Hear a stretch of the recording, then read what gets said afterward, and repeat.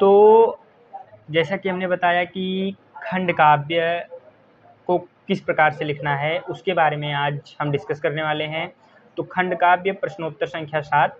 तो खंड काव्य हर जिले का अलग अलग होता है। जैसे 5-7 जिलों का मुक्ति यज्ञ होगा, किसी का ज्योति जवाहर होगा, किसी का कर्ण खंड काव्य होगा। तो मतलब सबके जो है जिले के या मंडल के कहते हैं अलग अलग खंड काव्य होते हैं।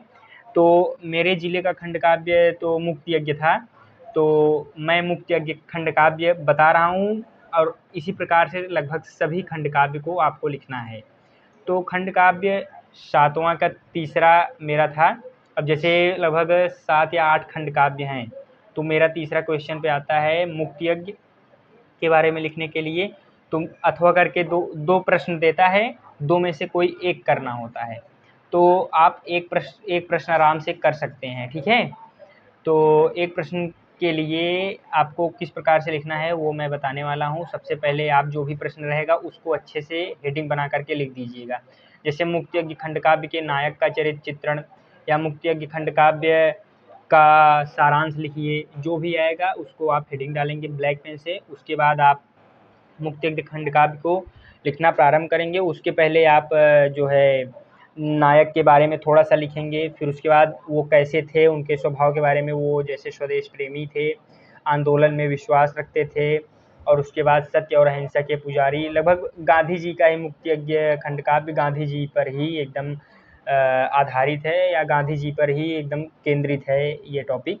तो गांधी जी के बारे में ही इसमें बताया गया है कि वो सत्य और अहिंसा के पुजारी थे, फिर स्वदेशी वस्त्रों के समर्थक थे, ठीक है। तो 4 मैंने अब जितने अंक का होगा आपको उतने ही हेडिंग बना देने हैं, ठीक है।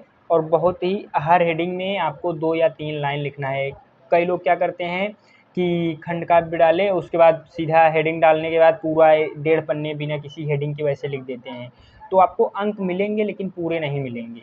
आप अगर हेडिंग बना करके लिखते हैं, अगर आप जो है, तो ये 5 अंक का क्वेश्चन होता है।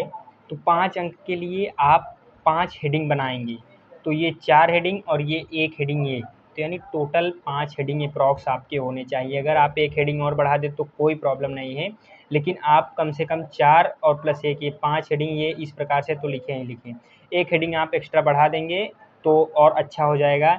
5 अंक है तो आप 1.5 से 2 पन्ने में आराम से इसको लिख सकते हैं। 1.5 पेज तो निश्चित रूप से आपको लिखना ही लिखना है, ठीक है।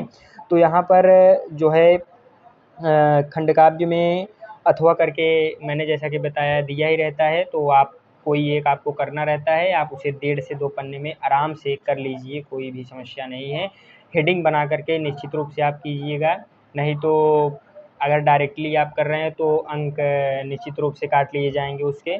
तो एक फॉर्मेट होता है, आप उसी फॉर्मेट पे अगर आप प्रश्नों को हल करते हैं, प्रश्नों को लिखते हैं, तभी आपको पूरे के पूरे अंक मिलेंगे।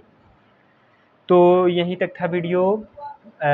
अगला टॉपिक आपको किस विषय पर चाहिए वो आप कमेंट बॉक्स में ज़रूर बताएं। मैं उस विषय को किस प्रकार से लिखना है, उस टॉपिक को किस तरीके से लिखना है, मैं उसके बारे में आपको बताऊंगा।